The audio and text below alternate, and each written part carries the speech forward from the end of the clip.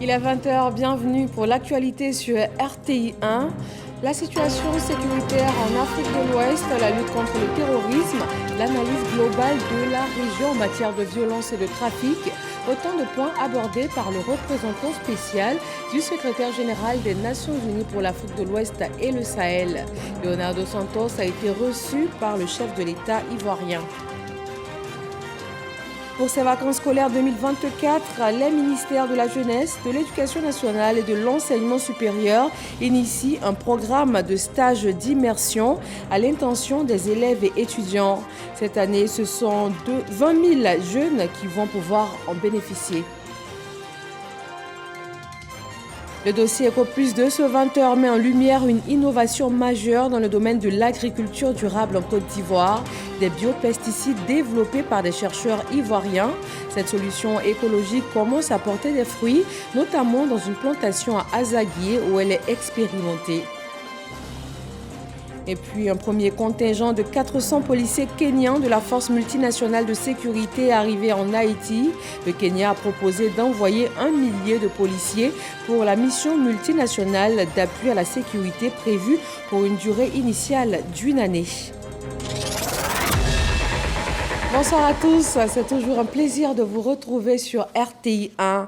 Premier point ce soir, l'audience accordée par le président Alassane Ouattara au représentant spécial du secrétaire général des Nations Unies pour l'Afrique de l'Ouest et le Sahel. Ce mardi, Leonardo Santos a exprimé au chef de l'État ivoirien sa préoccupation relativement à l'expansion du terrorisme dans la sous-région.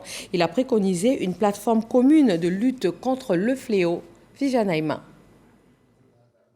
Reçu ce mardi 25 juin au palais présidentiel, le représentant spécial du secrétaire général de l'ONU pour l'Afrique de l'Ouest et le Sahel, Leonardo Santos, a eu un long entretien avec le président de la République, Alassane Ouattara. La situation sécuritaire dans la région ouest-africaine était au centre des échanges. Au côté sécuritaire, la situation est préoccupante parce qu'il y a toujours une expansion du terrorisme, avec beaucoup de victimes, surtout dans la population civile. Et on parle spécifiquement des pays du centre Sahel. Et ce terrorisme est devenu plus agressif et même sophistiqué. Donc il faut trouver une plateforme commune des pays de la région pour lutter contre le terrorisme. Il y a aussi d'autres groupes qui sont des sources de violence dans la région. Donc il faut une analyse globale de la région sur les phénomènes de violence dans la région et du trafic aussi. Le trafic des armes, le trafic de drogue et le trafic d'êtres humains aussi. Donc il y a pas mal de préoccupations dans la région qu'il faut travailler ensemble pour aider à surmonter ça. Grave conséquence de cette insécurité en augmentation, selon un dernier rapport du Bureau des Nations Unies pour l'Afrique de l'Ouest et le Sahel, ce sont 6,3 millions de personnes déplacées qui ont fui leur village ou leur zone d'habitation en raison des attaques terroristes dans le Sahel et les pays côtiers. Visite parlementaire de la Banque mondiale et du Fonds monétaire international FMI. La vice-présidente du réseau du Parlement conduit une délégation à l'Assemblée nationale de Côte d'Ivoire. Il a été évoqué la mise en place effective de la section ivoirienne du réseau. Moussa Konaté. Le réseau du Parlement de la Banque mondiale et du Fonds monétaire international FMI en visite à l'Assemblée nationale. Au cours de la séance de travail avec le président Adama Bictogo, il est question de l'implication des parlementaires dans la gestion des affaires publiques et de la mise en place de la section ivoirienne du réseau. Vos députés nous permettent, à travers leur implication dans notre réseau, de rendre redevables vos différents votes exécutifs à travers les projets qui sont menés. Et aussi, leur rôle est de pouvoir communiquer, parler de l'impact que connaissent ces projets dans la vie de vos populations. Au niveau du groupe de la Banque mondiale. Je peux vous assurer que vos populations seront très bien servies par la participation active des membres de cette organisation nationale du réseau de parlementaires. Le président de l'Assemblée nationale, Adama Bictogo, réaffirme le soutien du Parlement ivoirien aux initiatives de la branche parlementaire du FMI et de la Banque mondiale. Je voudrais vous dire que la Côte d'Ivoire est déjà inscrite dans cette dynamique et que le Parlement de Côte d'Ivoire, dans sa composition aussi bien de Sénat et d'Assemblée nationale, est engagé à faire valoir donc cette dynamique de pouvoir faire participer les parlementaires à l'accompagnement des prises de décision des partenaires financiers que sont le FMI, la Banque mondiale et toute autre institution financière. Le réseau du Parlement de la Banque mondiale et du FMI existe depuis l'année 2000. Il compte plus de 1500 membres issus de 158 pays. La diplomatie économique s'intensifie entre la Côte d'Ivoire et le Royaume-Uni. Le ministre des Affaires étrangères, de l'intégration africaine et des Ivoiriens de l'extérieur a une séance de travail avec une délégation d'hommes d'affaires britanniques. Ils représentent 40 entreprises de leur pays, avec à leur tête Mme Catherine Grace Brooker, ambassadeur du Royaume-Uni en Côte d'Ivoire. Plusieurs axes de coopération ont été passés en revue. Et on parle d'ouvrages d'assainissement dans la commune d'Abobo. En cette saison pluvieuse, Abobo fait partie des zones qui n'ont pas connu de sinistre. Une délégation de la Banque mondiale et du FMI, conduite par la maire de la commune et le ministre en charge de l'hydraulique et de l'assainissement, est allé visiter certains sites. Eugène Atoubé. Côté Ndotré au quartier Anonkwa-Kouté dans la commune d'Abobo. Les populations accueillent sur le ton de la reconnaissance les hôtes du maire Kandia Kamara. Une délégation de la Banque mondiale et du FMI, Fonds monétaire international. C'est grâce à ces deux partenaires au développement que le ministère en charge de l'assainissement et de l'hydraulique à travers le PARU, projet d'assainissement et de résilience urbaine, a construit au bénéfice des populations de ce quartier des ouvrages de drainage des eaux pluviales. En cette période délicate où les pluies tombent à flot sur Abidjan, ce secteur de la commune d'Abobo, à ce jour, n'en a payé aucun tribut. Joie et bonheur des populations. Quand il pleut, en tout cas, il n'y a plus de pluie qui peut nous empêcher de faire ce qu'on veut, en tout cas. Au moment que Caniveau a commencé, c'est là qu'il dit, ah bon d'accord, j'ai vu l'endroit maintenant, bon, on peut essayer d'aller. Mais après ça, le gros problème ici, c'est la lumière. Un canal long de 8 km permet aujourd'hui un drainage efficient des immenses quantités d'eau de pluie du quartier d'Anonkwa-Kouté. L'infrastructure a donné un nouveau visage à cette partie de la commune d'Abobo qui rebutait pour son accessibilité, faute de route, son absence d'ouvrage d'assainissement et son problème d'insalubrité en plusieurs de ces secteurs. Les sinistres d'hier et les inquiétudes constantes en temps de fortes pluies sont maintenant relégués au rang de souvenirs. Par le passé, à chaque saison de pluie, c'était des pleurs ici. Parce que c'était des pertes en vies humaines. C'était des bâtiments qui s'écroulaient. Merci à la Banque mondiale, parce que grâce justement à ce financement, cet ouvrage a pu être réalisé pour le bonheur des populations. L'ouvrage de drainage d'Anonkwa-Kouté, outre le canal de 8 km, comprend une allée piétonne et cyclable revêtue de pavés. À cela s'ajoute une aire de jeu pour enfants, des latrines et un espace vert. De quoi rendre fiers les populations de cette transformation de leur quartier, lesquelles laissent entendre que la nuit tombée, des individus viennent voler le fer galvanisé, matériaux dans lesquels sont faites les barrières qui protègent le canal. Le dossier EcoPlus, ce 20h, fait une immersion dans le monde agricole. Face aux défis posés par les pesticides chimiques, des chercheurs ivoiriens proposent l'usage de biopesticides et ils commencent déjà à porter leurs fruits. Ils sont utilisés dans une plantation à Azaguié, zone sud de la Côte d'Ivoire. Marie-Laure Ngoran et Zakaria Traoré nous proposent de découvrir comment cette innovation pourrait transformer notre agriculture tout en préservant la santé des populations.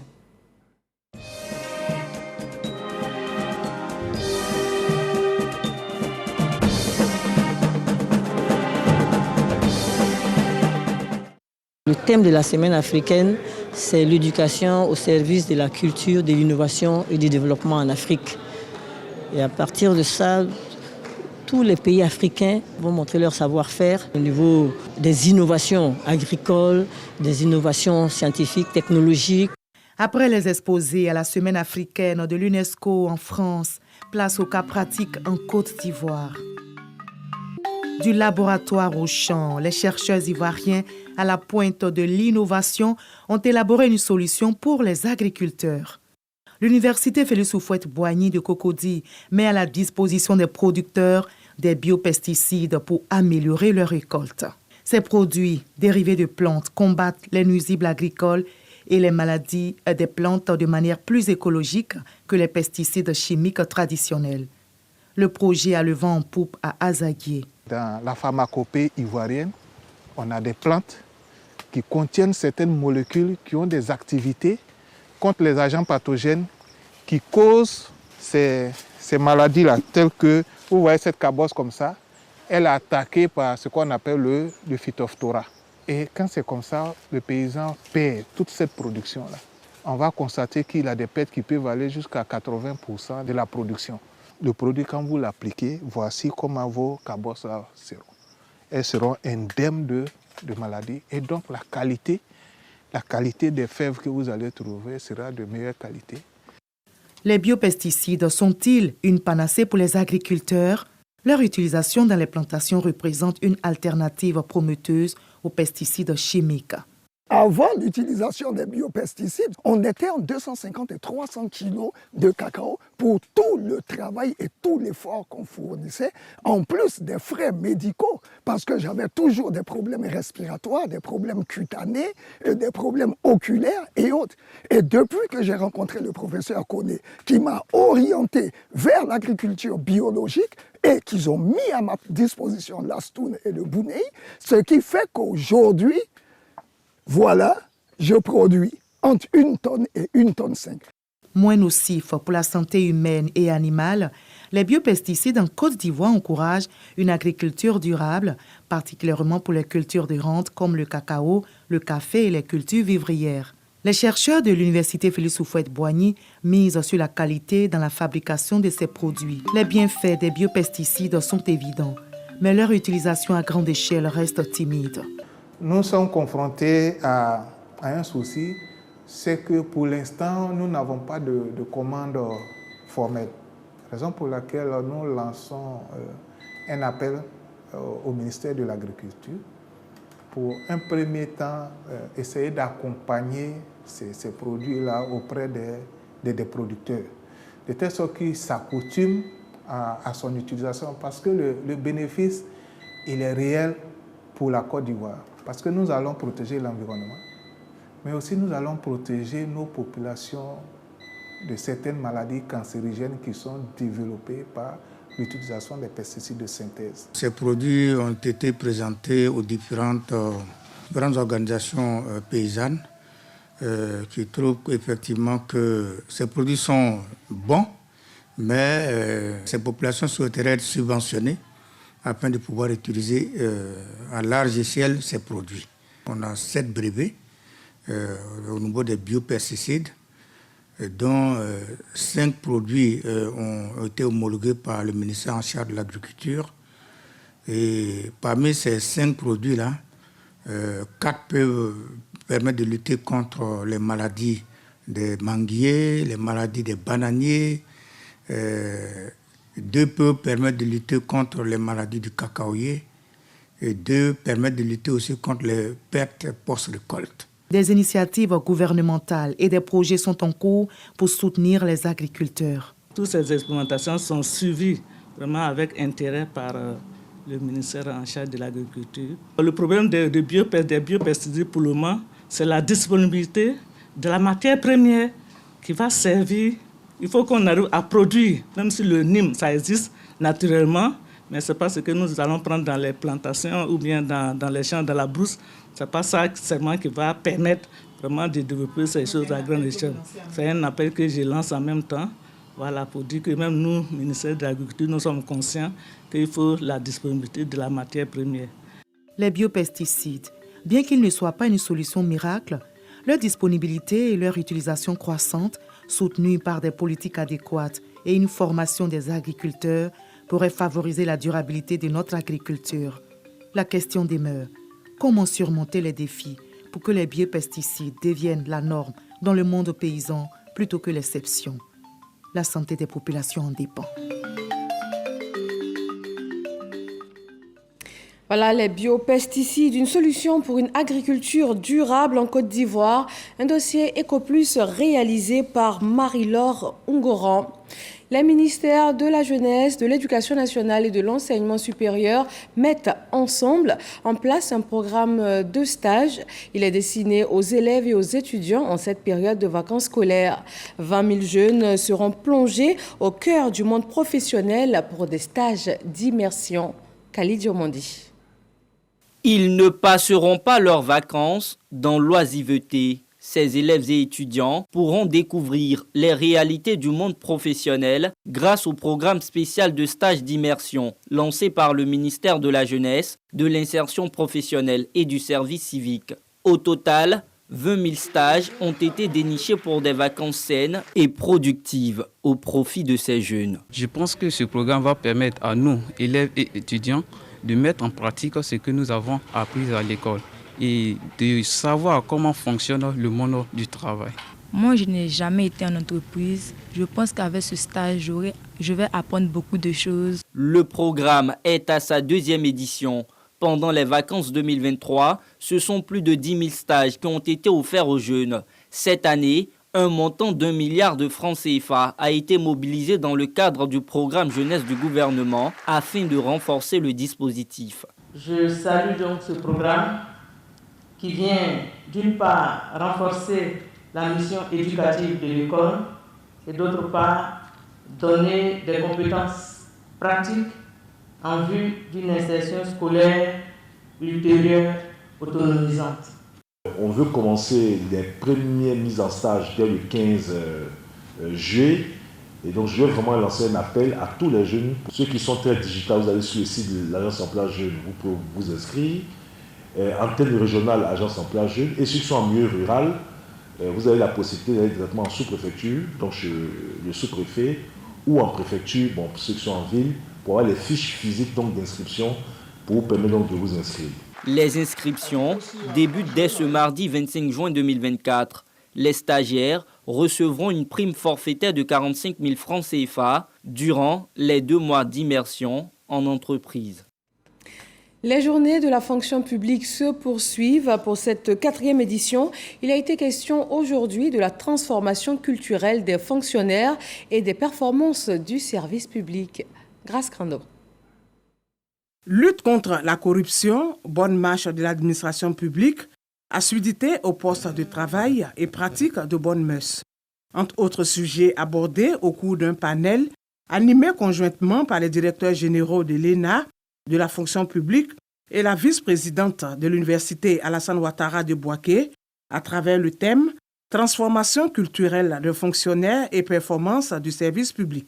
Il s'agissait de voir comment on pouvait justement parvenir à ce changement de mentalité, ce qui suppose que dès le départ, le fonctionnaire prend conscience de la responsabilité qu'il a de se mettre au service du bien-être collectif et non pas de chercher à se servir ou à s'enrichir sur le dos de l'administration. Et en même temps aussi, c'est de comprendre que pour parvenir à cette transformation culturelle, c'est une action collective. Nous avons pu relever les points de faiblesse de la vie du fonctionnaire, du comportement du fonctionnaire, mais nous avons également souligné les qualités des fonctionnaires dans leur formation, dans leur savoir-faire, dans leur savoir-être.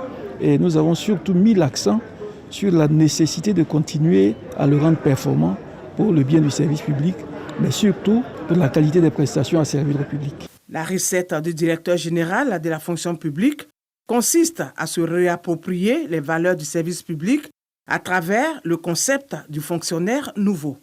Lorsqu'on délivre le service public, on doit s'interroger, est-ce qu'on l'a fait selon les règles? Est-ce qu'on l'a fait à la satisfaction de l'administration? Mais est-ce qu'on l'a fait à la satisfaction de l'usager? Est-ce qu'on l'a brimé?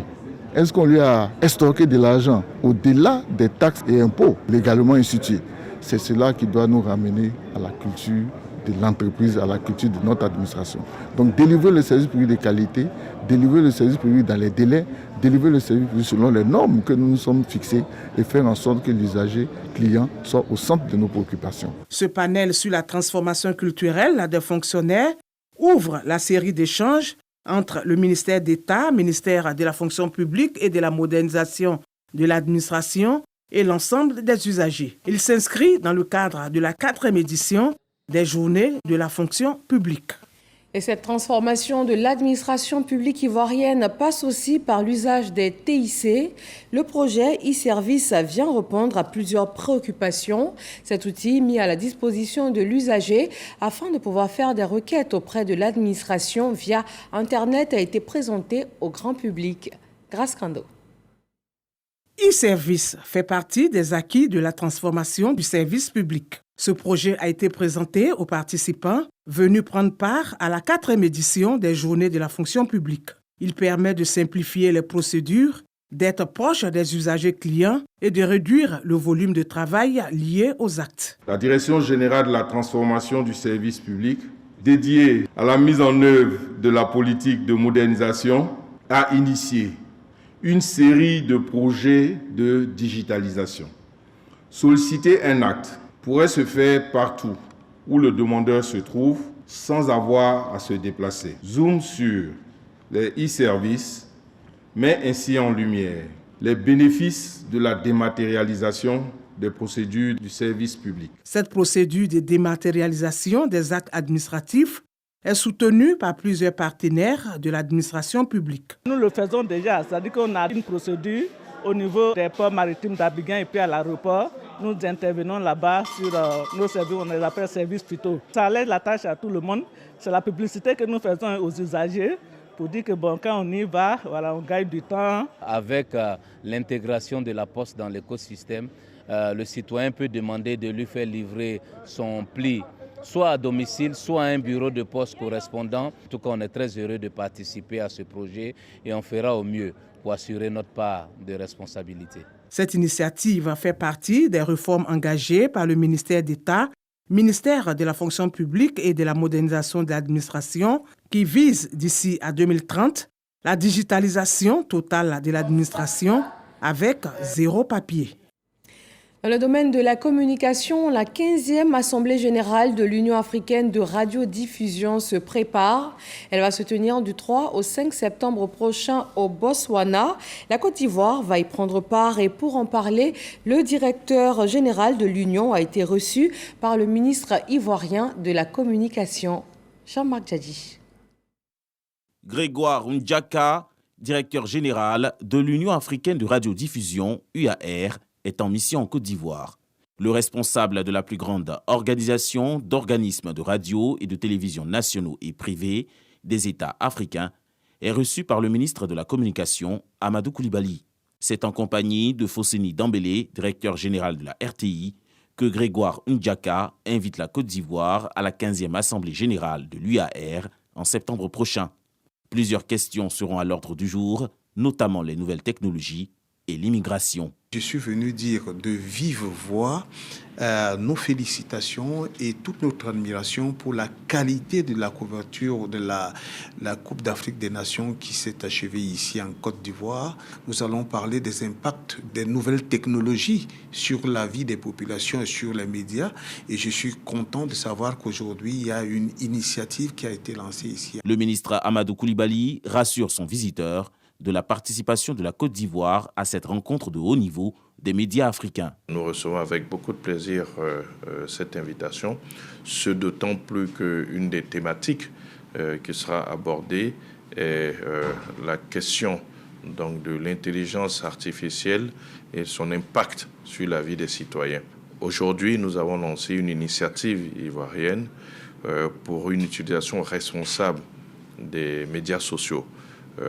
Cette Assemblée générale nous offrira très certainement l'opportunité de parler donc, de l'initiative de la Côte d'Ivoire en termes de lutte contre la désinformation. À l'issue de ces échanges, le ministère de la Communication de Côte d'Ivoire s'est engagé à répondre aux besoins changeants des publics africains à travers les médias ivoiriens.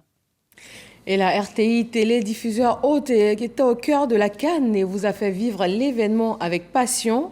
4 mois après le triomphe des éléphants, le président de la Fédération ivoirienne de football a présenté la coupe au directeur général de la Maison Bleue et à ses collaborateurs. Didier Nguessan. Le trophée de la Coupe d'Afrique des Nations de football, CAN 2023, dans les locaux de la radiodiffusion télévision ivoirienne, RTI. Le président de la Fédération ivoirienne de football, Idriss Diallo, remet la coupe à Fosseni Dembélé, le directeur général de la RTI. Le trophée est ensuite présenté à l'ensemble du personnel pendant l'émission de la mi-journée, c'est midi, spécialement dédiée au sacre des éléphants. Un mois de compétition, des centaines d'heures de diffusion de matchs et d'émissions sur tous les canaux télé, radio et Internet rendus possibles grâce au dévouement du personnel. Un mérite reconnu et récompensé par Fosseni Dembélé qui a remis des médailles à toutes les directions. Aujourd'hui, toute la Côte d'Ivoire, toute l'Afrique sait qu'il y a une chaîne de sport dans notre pays. C'est bien sûr la 3. On a eu une très belle occasion. Ça a été une très belle rampe de lancement pour notre chaîne. On a eu un personnel dévoué, passionné. Quand vous avez un monsieur comme Roger Mila, quand vous avez Gernot Aurore, quand vous avez Bobo Sylvain, sans oublier nos consultants maison, voilà. Ça a été des moments féeriques. Plusieurs institutions ont reçu cette coupe-là, mais nous sommes une télévision, donc il fallait qu'on crée le spectacle autour. Et là, aujourd'hui, je pense que nous sommes très heureux. La coupe est à la RTI. Le slogan « La CAN, c'est chez nous », il vient bien sûr de la RTI. C'est d'ici que c'est parti et ça a pris tout le monde entier. Donc nous sommes vraiment très fiers. Nous avons mis un dispositif impressionnant. Tous les agents étaient mobilisés sur la CAN. 100% des journaux sur des sujets CAN. Les fan zones, les résumés des matchs, des consultants qu'on invitait sur nos plateaux. Tout est bien qui finit bien. On a remporté la CAN, nos 3 étoiles. Merci à toute la RTI. Merci au DG pour l'accompagnement. Le groupe RTI et la FIF sont des partenaires de longue date et la fédération, par la présentation du trophée, consolide ce lien. La RTI a toujours été un partenaire historique de la fédération et donc un partenaire stratégique. Donc il était normal, en plus que nous avons un contrat de partenariat qui nous lie. Ils sont sponsors des compétitions de Ligue 1, de Ligue 2. Donc en fait, c'était normal qu'une fois qu'on a pu acquérir ce trophée, qu'on vienne présenter à la RTI qui a participé de façon effective à la conquête du trophée. Donc c'est avec beaucoup de plaisir que je suis toujours dans cette maison. Formation du personnel, acquisition de matériel de pointe, le média de service public a produit le signal de la CAN en qualité de télédiffuseur hôte, contribuant ainsi à la réussite de l'événement sportif. De quoi rendre fier son premier responsable. Nous sommes très heureux de la confiance que nous a faite la CAF et la FIF pour la production du signal international. Et également aussi avec la FIF et le COCAN, la RTI a été diffuseur des 52 rencontres sur ces 2 chaînes de télévision, ces 2 chaînes de radio, ces plateformes numériques. Et je crois qu'avec tous les retours qu'on a eus, ça a été quelque chose de très apprécié par la population ivoirienne. Durant la CAN 2023, le groupe RTI a accumulé au quotidien un public de plus de 8 millions de personnes.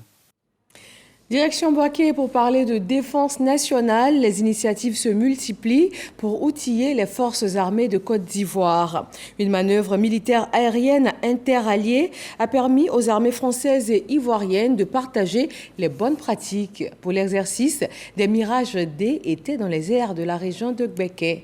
Kader Sogodogo. C'est le lundi 24 juin que les premiers avions de chasse ont fait irruption dans le ciel de Boaké. Une patrouille aérienne constituée de 3 Mirage 2000D de l'armée française en provenance du Tchad. Après les opérations de parquage et de remise en condition des aéronefs, les équipages français, accueillis par les troupes engagées au sol, se sont livrés aux opérations préliminaires en attendant l'arrivée des pilotes ivoiriens qui ont rejoint aux premières heures du 2e jour.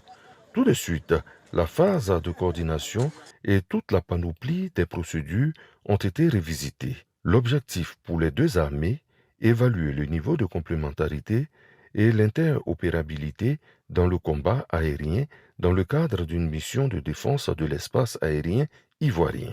Les 2 parties ont particulièrement mis à profit cet entraînement pour s'imprégner les uns des avancées en matière d'aviation de combat de façon pratique quand les autres ont renforcé leur connaissance du théâtre d'opérations aériennes. Eh bien, aujourd'hui, on a eu l'opportunité de pouvoir mettre en application tout le travail qui nous a permis de pouvoir combiner la venue de 3 Mirage 2000 sur un convoyage retour vers la France, mais aussi d'un C-130J et d'un Antonov ivoirien pour pouvoir faire toute la manœuvre de soutien logistique et de mise en place de ce plochas qui est itinérant et qui pourra permettre, nous, d'être un premier jalon pour pouvoir faire de nouveaux exercices tout au long de l'année.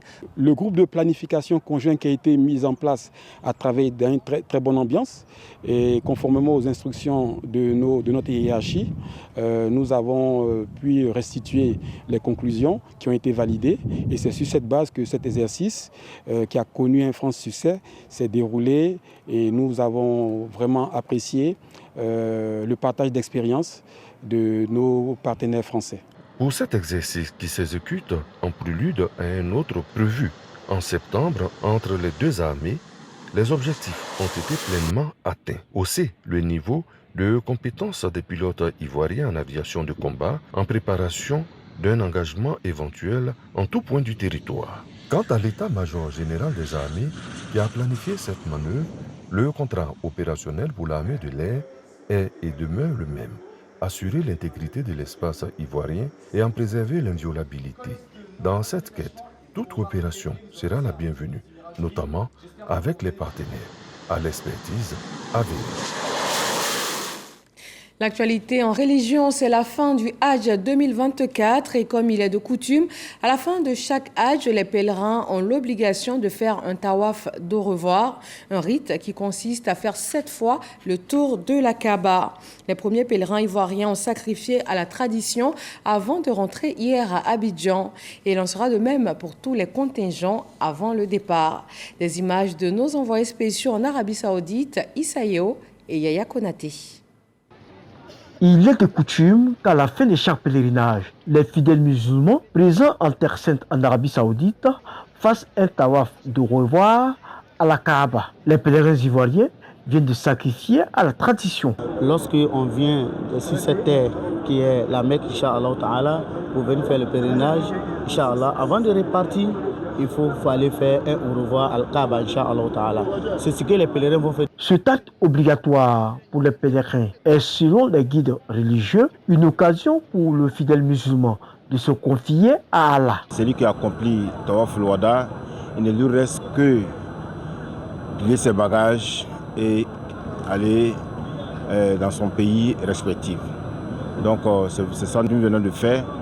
Et Tawaf al-Wada est un acte obligatoire du Hajj. Ça fait partie des piliers. Le tawaf que nous avons accompli après le Hajj, ça c'est un pilier du Hajj. Bon, mais avec Tawaf al-Wada, nous pouvons dire Alhamdulillah que le Hajj 2024 pour nous a pris fin.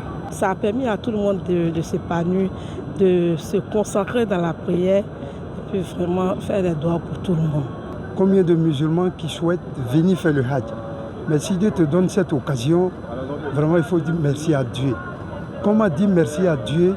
C'est de respecter les rites du Hajj. Et alhamdulillah, on a pu faire tout ça. L'imam Mami Doumbia exhorte les pèlerins ivoiriens à être des modèles et des exemples pour la communauté musulmane une fois retournée au pays. Et retour en Côte d'Ivoire, à Abobo, le centre d'action culturelle célèbre l'art au féminin. L'ouverture de cet événement culturel s'est faite au sein même du centre d'Abobo. Franco Adio nous y amène. L'art célébré au féminin, scène d'ouverture, le centre d'action culturelle d'Abobo. La scène met au goût du jour, pour le bonheur des yeux, les talents féminins dans leur diversité. Loin de nous, une querelle relative aux gens. Il s'agit plutôt de souligner l'importance de la femme dans les industries culturelles et créatives. Aux femmes donc de prendre possession des créations de l'esprit, et cela pour le grand plaisir des férus d'art, dont plusieurs personnalités en première ligne, la présidente du Sénat, qui est aussi maire de la commune d'Abobo, Kandia Kamara, a tenu à rendre hommage aux femmes modèles de l'art. Dans un monde en pleine évolution, où les gouvernants accordent une place de choix à tous les projets, cette rencontre est la bienvenue. Dans le même élan, la tutelle félicite le CACAB pour son choix de thématique. La célébration de ces femmes, de ces pionnières qui ont tracé les sillons culturels est un devoir de mémoire important pour nous et pour les générations à venir. Le festival L'Art au féminin est à sa première édition. Il se déroulera du 21 au 28 juin au CACAB dans la commune d'Abobo, mais aussi au Palais de la Culture de Treichville. À l'international, un premier contingent de 400 policiers kenyans de la force multinationale de sécurité est arrivé en Haïti. Le Kenya a proposé d'envoyer sur place un millier de policiers. Doivent également contribuer à cette mission le Bangladesh, le Bénin, le Tchad, les Bahamas et la Barbade. Haïti souffre depuis des dizaines d'années d'une instabilité politique chronique et fait face à une résurgence de la violence des gangs. Et puis, la libération de prison du fondateur de Wikileaks, Julian Assange, en Grande-Bretagne. Il doit comparaître devant un dernier tribunal après avoir conclu un accord avec les autorités américaines. Il plaidera coupable d'avoir violé la loi américaine sur l'espionnage. Et après 14 ans de saga judiciaire, il va recouvrer la liberté et retourner en Australie, son pays natal. Et voilà, après ce journal, retrouvez sur RTI1 votre magazine Le Débat, un numéro dédié ce soir à la promotion des droits des personnes en situation de handicap en Côte d'Ivoire. Merci de nous avoir suivis, agréable fin de soirée et à demain.